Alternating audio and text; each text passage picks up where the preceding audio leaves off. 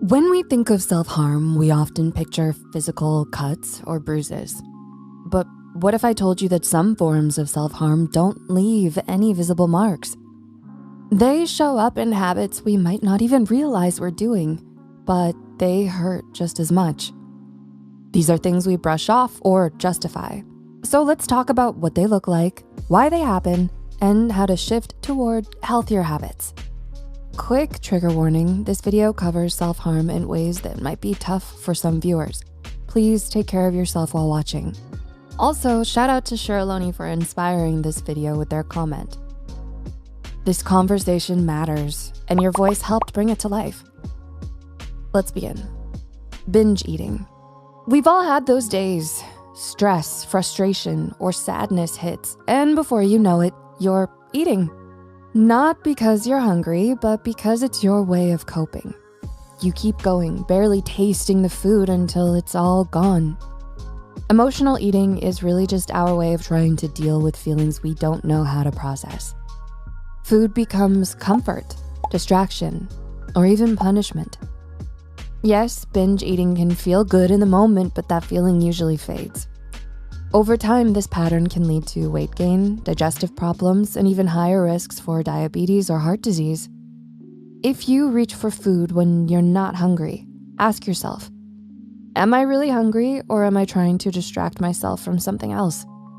If it's the latter, try switching things up, journaling, talking to someone, or stepping outside for a walk. Remember, your body deserves nourishment, but food isn't the answer to emotional pain. Not eating at all. On the flip side, some people lose their appetite when stress takes over.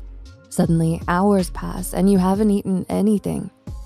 You might even tell yourself, food isn't important right now, but skipping meals doesn't make the pain go away, it just leaves your body and mind drained. Fatigue, mood swings, a weakened immune system. Your body suffers when it's deprived of what it needs. If you struggle to eat when you're feeling overwhelmed, start small. A smoothie, a handful of nuts, or your favorite fruit. Your body deserves and needs care even when your mind is struggling. Entertaining your negative thoughts. Imagine someone struggling with addiction. Every time they slip up, they might think, I'll never get this under control. It's not that they want to fail, they're just losing faith in themselves. The same happens with athletes who compare themselves to others. I'm not good enough, I'll never be as good as them. Or maybe after a failed exam or missed promotion, you think, maybe I'm just not cut out for this. I'll never make it.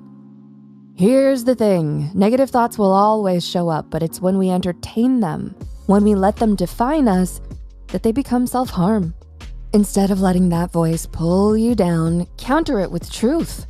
No matter how many times I feel defeated, I can get back up.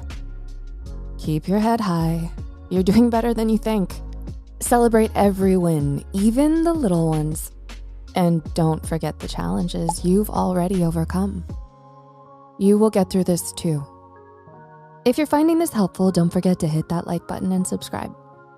Overworking and burnout. Sometimes being productive is used to avoid emotions that we don't want to face. Grief, loneliness, or feeling not enough. So you push yourself, stay up late, skip meals, and barely sleep.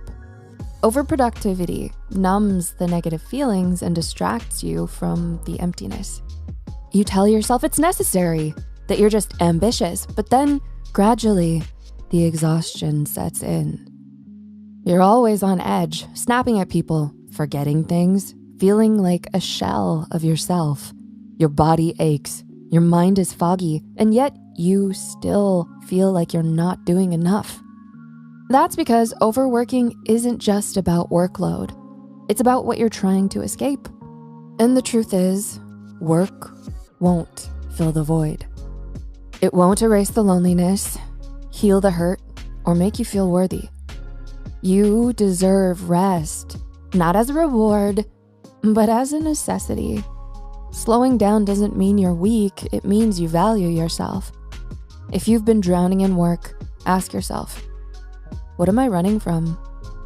It's okay to seek support, whether through therapy, talking to a friend, or personal growth practices. Quality rest is a necessity, and you deserve every bit of it. Dangerous sexual activity. Sex can be a stress reliever, but it can also become an escape, an attempt to feel wanted, numb pain, or forget everything for a while. Sometimes it works, briefly. The issue isn't just the act, but the intention. Are you seeking connection, or are you punishing yourself for something that happened?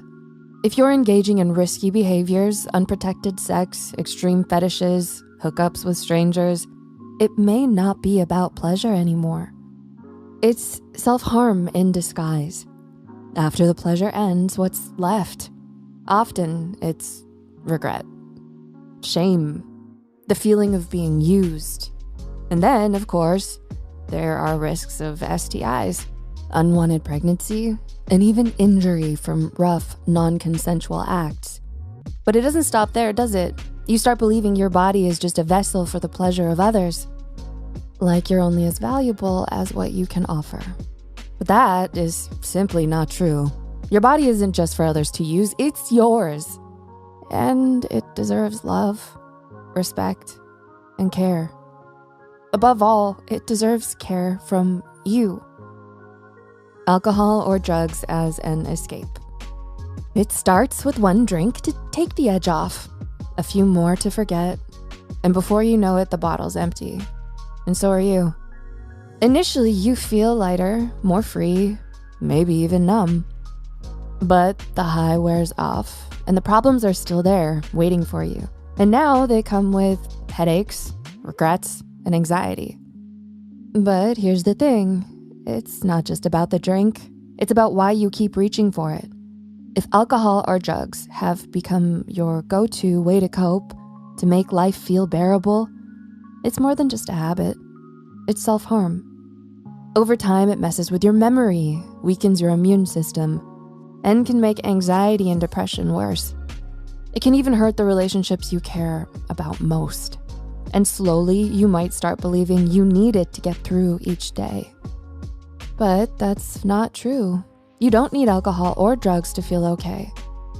What you need is a healthier way to deal with everything you're going through. Emotions need expression, not suppression. And reaching out for support doesn't make you weak, it makes you strong. You deserve more than a temporary escape. You deserve real healing. You deserve to feel whole again. Okay, you made it to the end of this video, and that says something. The fact that you're here, questioning and reflecting, it shows your strength. If you can relate to any of these habits, you're not broken. You're a person navigating life the best way you know how. And now you know more. And knowing more gives you choices. So continue taking each little step towards self-improvement, because every step counts. Finally, what's one small way you've been taking care of yourself lately? Drop a comment below, let's talk about it. And if you want to learn more, make sure to check out our next video.